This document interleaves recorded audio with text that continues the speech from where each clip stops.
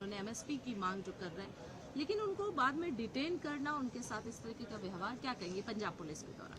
नहीं, मुझे तो लगता है ये भगवंत मान का बिल्कुल मानसिक संतुलन पूरी तरह से बिगड़ गया है। मुझे समझ नहीं आ रही कि इसके अंदर बेअंत सिंह की रूह आ गई है कि इसका मानसिक संतुलन बिगड़ गया है।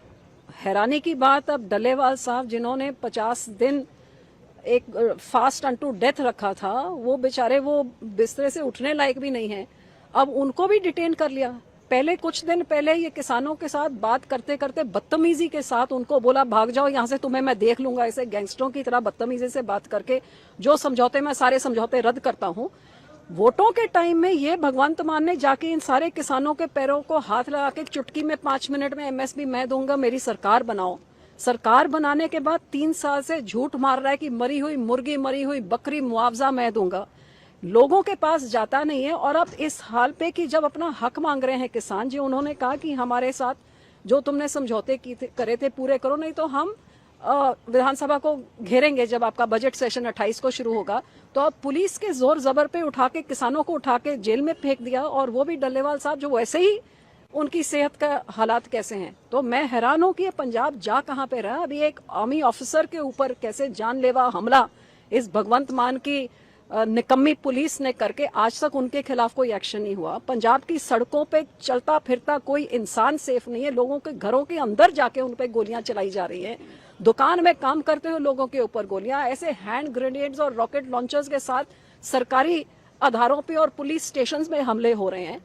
और ये भगवंत मान काले चश्मे लगा के सोया पड़ा है कि जो वो खाते पीते हैं उसके नशे के धुत में इनको होश ही नहीं है कि पंजाब में हो क्या रहा है।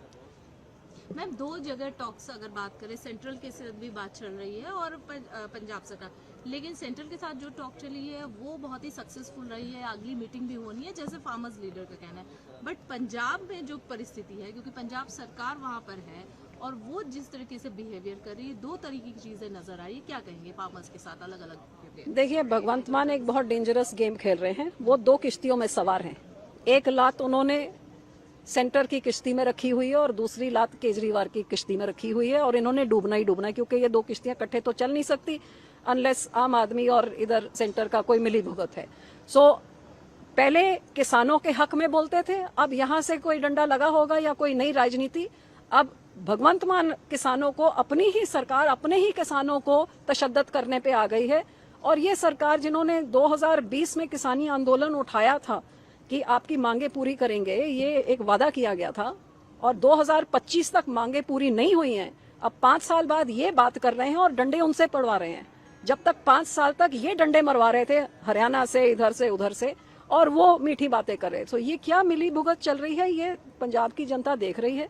और ना इधर बीजेपी के पैर पंजाब में लगने, और आम आदमी पार्टी का तो जिस दिन भगवंत मान की सिक्योरिटी जाएगी, मुझे लगता है ये किसी गांव के अंदर जाने जो ये देश छोड़ के भागेगा। इसका तो पासपोर्ट जब्त होना चाहिए।